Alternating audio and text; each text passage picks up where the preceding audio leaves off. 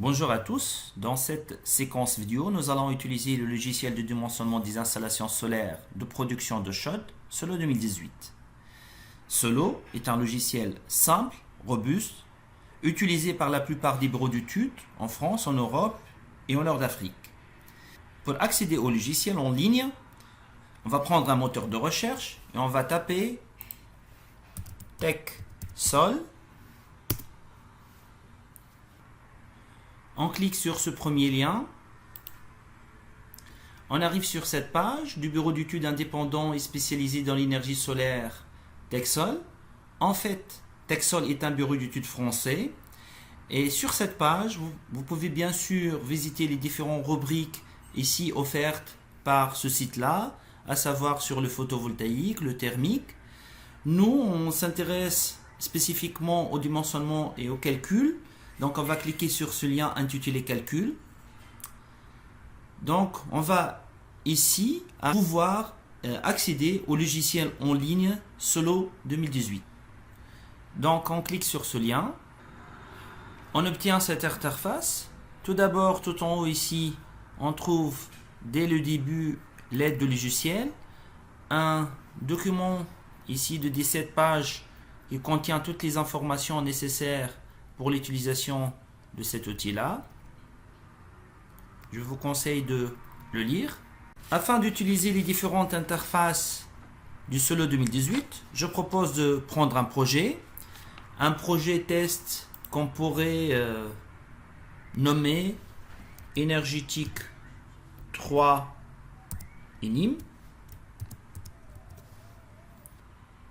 On commence par choisir la station météo la plus proche. Donc parmi les différents pays offerts ici par le logiciel, on va choisir Tunisie.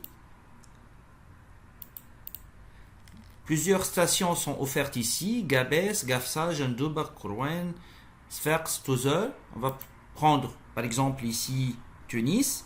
Le logiciel va prendre automatiquement les valeurs d'ensoleillement et de température d'air de cette station. Il faut ensuite définir les différents besoins journaliers de chaude. Ça, c'est un point critique qui va énormément influencer le dimensionnement. Tout d'abord, il faut définir la température de froide. La méthode qui fait référence est ESM2, qui calcule automatiquement mois par mois la température de froide en se basant sur les températures de l'air extérieur. Suivant cette méthode, la température de froide va être égale à la moyenne entre la température d'air mensuelle et la température d'air moyenne annuelle. On s'est rendu compte qu'en ajoutant 3 degrés, cette méthode a été au plus proche de la réalité. Donc on va prendre ESM2 plus 3. Je vous conseille donc de choisir cette option-là. Pour la consommation d'eau chaude sanitaire, soit on donne la température de consigne de points,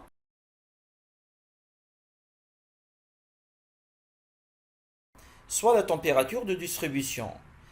Dans cette deuxième option, c'est le cas où on a un mitigeur thermostatique.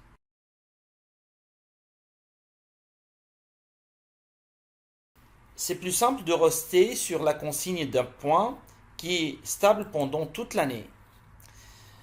On va, par exemple, prendre une température d'eau chaude produite par la chaudière 58 degrés Celsius. Ensuite, il faut indiquer le volume d'eau chaude. Le volume d'eau chaude, bien sûr, produite avec des moyennes sur toute l'année, comme ici, en litres par jour, ou bien des moyennes mensuelles, mois par mois, lorsqu'il y a des variations saisonnières.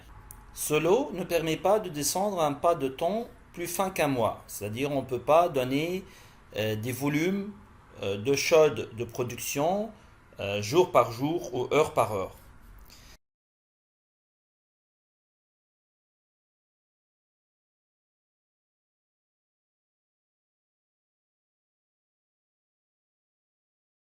Donc ici, pour faire plus simple, on va considérer que la consommation en litres par jour est la même pendant toute l'année.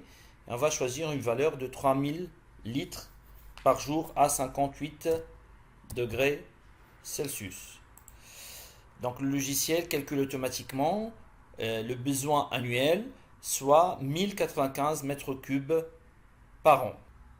Il faut maintenant sélectionner les circuits hydrauliques. Donc en général, on va rester ici sur le collectif, mais si on appuie sur ce bouton, on a deux types d'installation, le collectif et le collectif eau technique. Généralement, l'eau technique elle est réservée aux établissements hospitaliers et médico-sociaux, aussi aux maisons de retraite, mais dans notre cas, on va rester sur le collectif. Côté type d'installation circuit solaire, plusieurs options s'offrent. Soit on va rester sur cette option échangeur externe avec deux pompes. C'est le cas des installations de taille importante classiques. Bien entendu, on a deux pompes, une pompe côté solaire primaire, une autre côté circuit secondaire. Pour des installations plus modestes, on peut opter pour un échangeur noyé, bien sûr un échangeur serpentin qui se trouve dans le ballon solaire. Bien entendu, dans ce cas, on a une seule pompe. On peut même se trouver dans des circuits sans échangeur avec ce qu'on appelle des circuits directs. Et on a deux autres options, thermosiphon, soit avec échangeur, soit direct. On va rester sur le cas le plus classique avec un échangeur à plaque externe et deux pompes.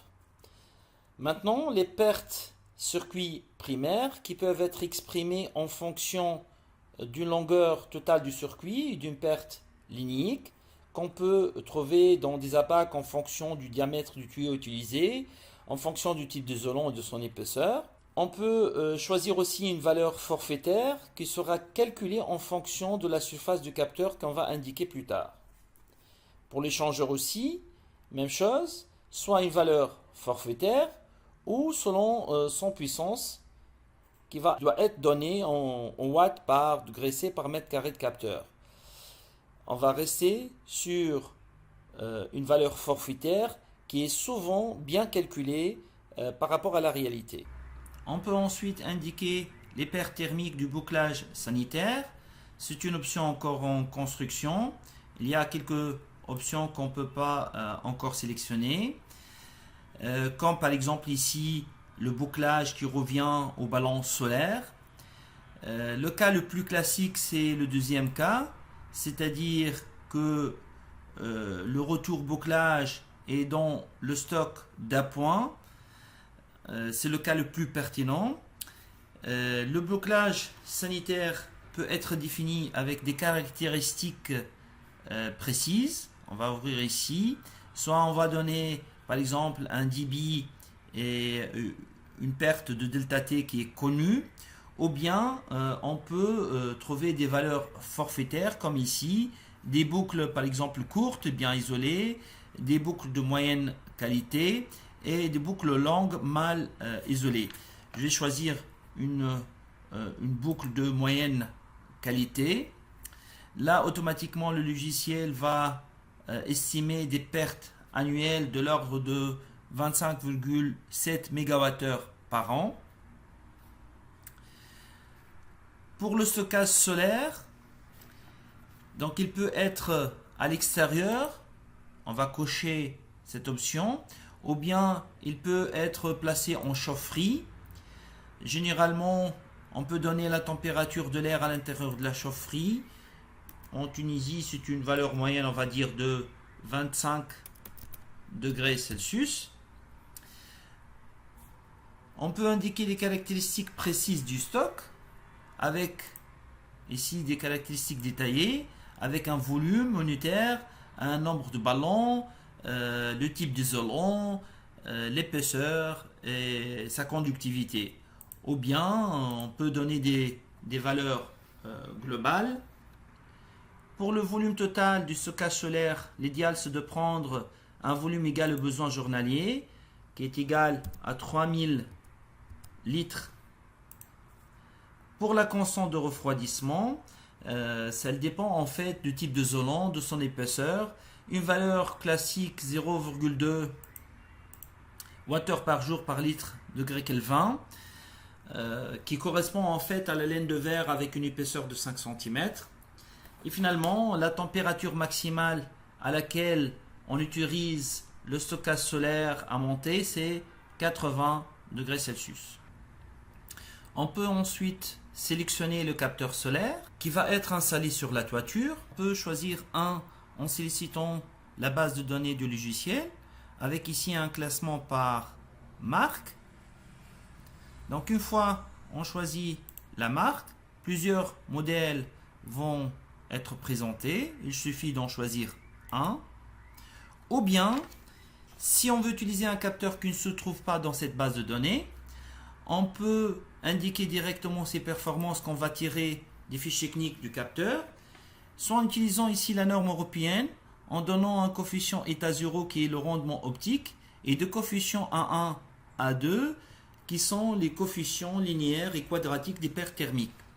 Il y a aussi l'ancienne norme, avec ici B, le rendement optique, et K, c'est le coefficient des pertes qui représente la conductance globale.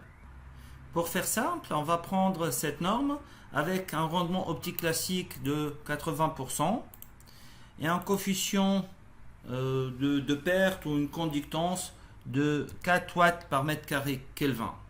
Concernant l'inclinaison du capteur et son orientation, l'idéal c'est d'avoir une inclinaison d'environ qui est égale à la latitude de l'UE, 30 degrés pour la Tunisie par rapport à l'horizontale et une orientation plein sud, c'est-à-dire 0 degré.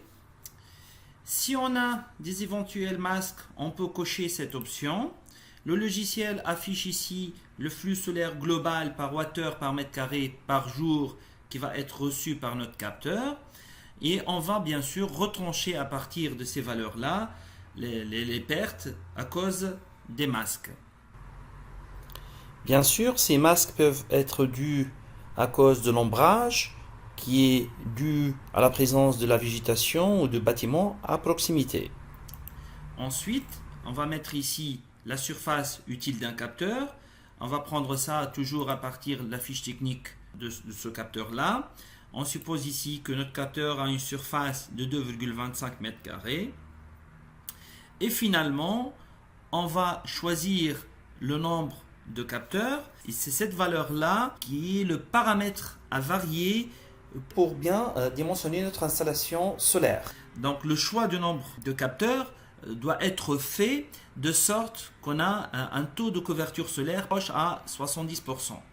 Donc ici on va choisir 10 capteurs par exemple. On va commencer par 10. Donc là, la surface totale qui va être mise sur le toit est d'environ 22,5 m². Il ne reste plus qu'à valider le résultat et à exploiter toutes ces valeurs-là.